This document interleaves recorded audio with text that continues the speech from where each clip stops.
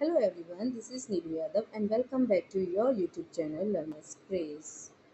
Today we will discuss about Indian rivers like Himalayas river and Peninsular river. जैसा कि हम सब लोग जानते हैं कि जो भारत की नदियां हैं और उससे रिलेटेड जो उसकी ट्रिब्यूटरीज हैं, कौन सा द्वीप बना है, वह काफ़ी क्वेश्चंस कॉम्पिटिटिव एग्जाम में भी आता है और स्कूल लेवल पे भी क्वेश्चंस पूछे जाते हैं। ये नॉलेज होना ज़रूरी है, जैसे कि पीसीएस के बहुत सारे एग्जाम्स जैसे कि समीक्षा अधिकारी है यूपीपीसी से और भी अदर एग्जाम है जिनमें जीएस आती है, तो उनमें ये क्वेश्चंस पूछे जाते हैं। सो स्टार्ट करते हैं हम आज का टॉपिक। परिचय देखते हैं। जैसा कि हम सब जानते हैं भारत को नदियों का देश कहा जाता है क्योंकि जो नदियाँ होती हैं उसका जल कृषि उद्योग और जीवन के लिए बहुत ज़्यादा इम्पोर्टेंट है। और जो रिवर है, रिवर मेनली इंडिया में टू टाइप्स की हैं, यानी कि फर्स्ट है हिमालय रिवर, यानी कि जो हिमालय से निकलती हैं। नेक्स्ट है प्रायद्वीपीय रिवर जिन्हें पेनिनसुलर रिवर बोला जाता है। ठीक है, तो फर्स्टली हम हिमालय रिवर के बारे में जानेंगे। हिमालय रिवर यानी कि जो हिमालय माउंटेन रेंज है, उसे हिमालय रेंज से निकलती हैं। तो मेन यहाँ से क्या है, ये ग्लेशियर यानी कि ग्लेशियर पे डिपेंड करती हैं। तो इसका मेन रीज़न क्या है, ग्लेशियर की वजह से ये इसमें पूरे साल भर इसमें पानी रहता है, यानी ये जल से भरपूर रहती हैं। इसीलिए ये लंबी होती और विशाल होती हैं और यहाँ की इसकी मिट्टी होती है वो उपजाऊ मिट्टी कहलाती है। तो हिमालयी नदियों की विशेषता क्या है, ये हिमनदों से उत्पन्न होती है, ग्लेशियर से उत्पन्न होती है। इसी के कारण पूरे साल इनमें पानी भरा रहता है और ये लंबी होती हैं और तथा इनकी जो मिट्टी होती है वो काफ़ी उपजाऊ होती है। पहले देखते हैं गंगा नदी के बारे में।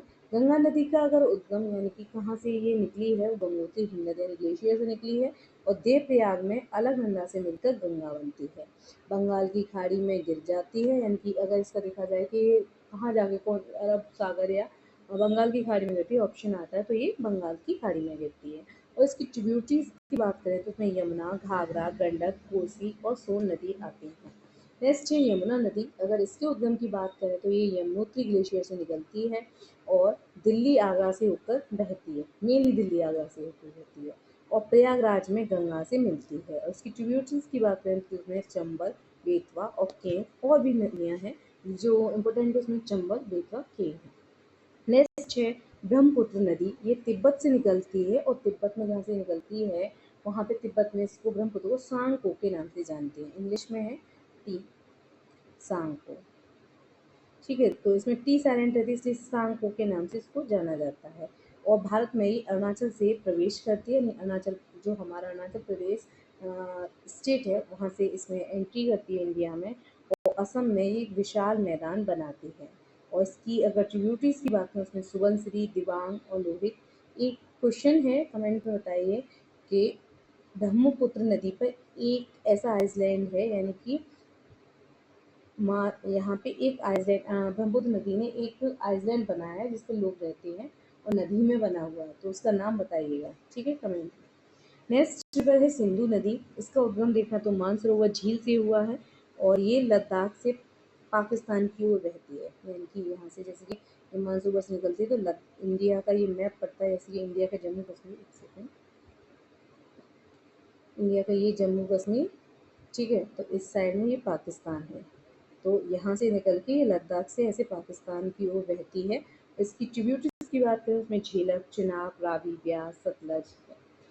नेक्स्ट अब प्रायद्वीपीय नदियाँ यानी कि पेनिनसुलर रिवर के ऊपर आते हैं। तो इसकी जो विशेषता है वो पठारी क्षेत्र से उत्पन्न हुई है प्लेट्यू में और ये वर्षा पे डिपेंड करती है, इसीलिए इनकी जो लंबाई होती है वो कम होती है। और अगर कंपैरिजन करें हिमालय की तो उनकी जो लंबाई होती है वो क्या होती है, ज़्यादा होती है। इसका रीज़न है क्योंकि वो ग्लेशियर से ऊपर डिपेंड है, यानी इसीलिए साल भर उनमें पानी रहता है, लेकिन ये किसे वर्षा पे डिपेंड है और ये कठोर चट्टानों से बनती हैं। लेकिन यहाँ पे जो हिमालयन रिवर है उसमें क्या है, वहाँ की मिट्टी काफ़ी उपजाऊ होती है। इसकी पहली नदी देखती हैं गोदावरी नदी। ये त्रवंकेश्वर महाराष्ट्र की एक पहाड़ी है, वहाँ से निकलती है। इसको दक्षिण की गंगा के नाम से जाना जाता है। अगर ये कहाँ कहाँ जाके गिरती है तो वो बंगाल की खाड़ी में जाकर गिरती है। और इसकी सहायक यानी ट्रिब्यूटरी है, इसमें पेनगंगा, वर्धा, प्राणहिता, इंद्रावती आदि नदियाँ हैं। नेक्स्ट है कृष्णा नदी। ये महाबलेश्वर से निकलती है, महाराष्ट्र, कर्नाटक, आंध्र प्रदेश से बहती है वहाँ पे। ठीक है, तो कौन कौन से डिस्ट्रिक्ट स्टेट्स में जाते हैं कृष्णा, तो महाराष्ट्र, कर्नाटक और आंध्र प्रदेश से बहती है। इसकी सहायक नदियों की बात करें उसमें भीमा, तुंगभद्रा, घटप्रभा ये आती है। कावेरी नदी इसकी जो उद्गम हुआ है वो ब्रह्मगिरी पहाड़ी से हुआ है और कर्नाटक और तमिलनाडु में इसकी महत्वता ज़्यादा है और इसकी जो सहायक नदी है उसमें हिमावती, अमरावती और भवानी आती है। नेक्स्ट है नर्मदा नदी जो अमरकंटक पहाड़ी से निकलती है, ये पश्चिम की ओर बहती है, अरब सागर में गिरती है। इसकी सहायक नदियाँ तवा, शेर और बुदी है। नेक्स्ट है ताप्ती नदी, ये सतपुड़ा पहाड़ी से निकलती है यानी सतपुड़ा रेंज से और ये पश्चिम दिशा में बहती है और इसकी जो सहायक नदी है वो पूरा और गिरना है।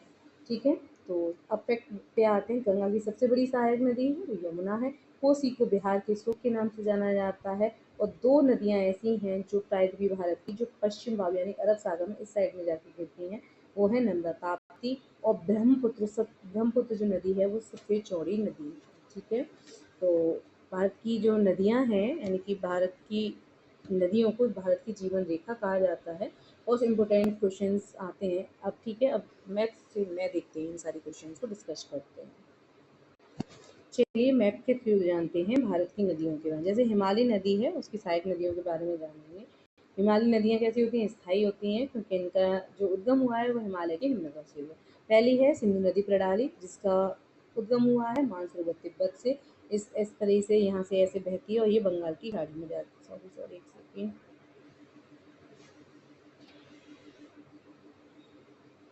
ये गलत दिखा दिया गया है। सिंधु इधर नहीं गिरती बंगाल की खाड़ी में, ये अरब सागर में पाकिस्तान में ऐसे भी आती है। इसकी सहायक नदियों में झेलम है, चिनाब, रावी, व्यास, सतलज है। गंगा नदी यमुनोत्री ग्लेशियर से निकलती है। यमुनोत्री जाती है यानी कि ये गंगा जा रही है और यमुना ये प्रयागराज में दोनों मिल जाती हैं। ठीक है, और यमुना की सहायक नदियों में चंबल, बेतवा, केन और गंगा की में घाघरा, गंडक, कोसी और सोन। ब्रह्मपुत्र नदी तिब्बत से निकलती है, सांगो के नाम से जाना जाता है। ब्रह्मपुत्र ऐसे इसकी सहायक नदियों में सुबनसिरी, दिबांग, लोहित, और ये असम वाला क्षेत्र है और इधर भारत में ये अरुणाचल प्रदेश। ठीक है, ये बंगाल की खाड़ी में ये तो मिलती हैं लेकिन ये गलत है, बंगाल खाड़ी में नहीं जाती, ये इधर अरब सागर में मिलती है। ठीक है, और इनकी जो विशेषता हैं वो हम पढ़ चुके हैं। नेक्स्ट देखते हैं प्रायद्वीपीय भारत की नदियाँ। और ये प्रायद्वीप की विशेषता भी पढ़ चुके हैं। इनका जो उद्गम हुआ है वो पठार से हुआ है, पश्चिमी घाट, सतपुड़ा, विंध्य क्षेत्र और मैसूर पठार से। और ये वर्षा पर डिपेंड करती हैं और ये हिमालय नदियों की तुलना में इनकी जो लंबाई है वो कम होती है और ये नदियाँ क्या करती हैं? डेल्टा का निर्माण करती हैं। ठीक है, सॉरी निर्माण कम, जैसे अपवाद से डेल्टा बनाने वाली नदियाँ हैं गोदावरी, कृष्णा और कावेरी। ठीक है, दो नदियाँ ऐसी जो अरब सागर में यानी पश्चिम की ओर बहती हैं, ये नर्मदा और ये ताप्ती या तापी के नाम से। तापी सतपुड़ा यानी एमपी से उद्गम हुआ है और पश्चिम की ओर बहने वाली नदी है। एक पश्चिम से की ओर बहने वाली नर्मदा नदी है। कृष्णा नदी महाबलेश्वर पहाड़ी से निकलती है। ठीक है, प्रमुख सहायक नदियों में भीमा, तुंगभद्रा, घटप्रभा, मलप्रभा, मूसी, पालेरू यानी कि ये कृष्णा नदी आ रही है और बे ऑफ बंगाल में गिर रही है।